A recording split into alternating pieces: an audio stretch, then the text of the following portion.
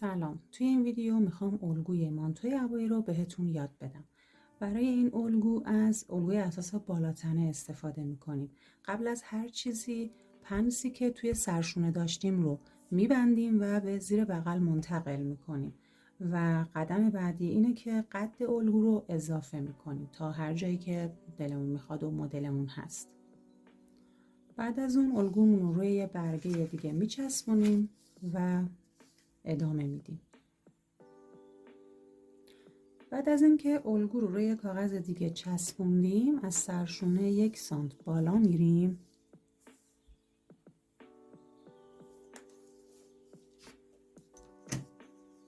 و این نقطه رو به ابتدای سرشونه وصل میکنیم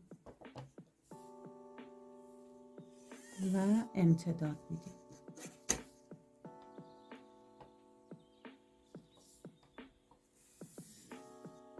به اندازه قد آستین.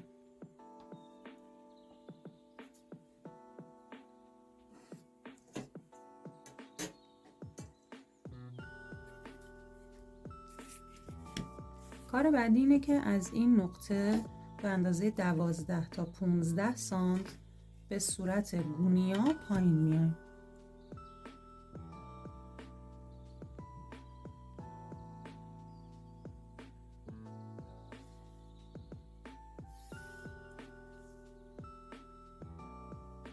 حالا این نقطه‌ای که پایین اومدیم رو به همون نقطه‌ای که 1 سانت رفته بودیم بالا از سر شونه وصل میکنیم به این صورت. از لبه لباسمون 1/4 دور باسن به اضافه 6 تا 10 سانت رو علامت میزنیم.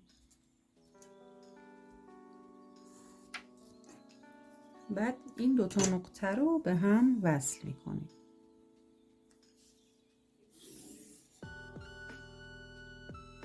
این الگوی قسمت جلوی ما هست. برای قسمت پشت هم همین الگو رو روی پارچه میندازیم. فقط یقه کاره که میتونیم 2 سانت از این قسمت بیایم پایین و منحنی یقه رو رسم کنیم و این منحنی برای پشت باشه، این منحنی هم برای جلوی کارمون باشه.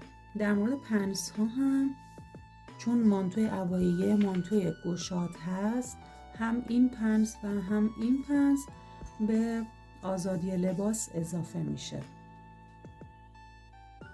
در آخر ما این خطوط سبز رنگ رو برش میزنیم و الگوی ما آماده است.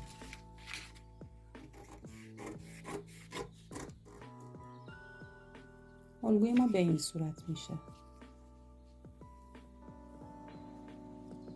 از این قسمت دست بیرون میاد و باقی الگو هم که مشخصه.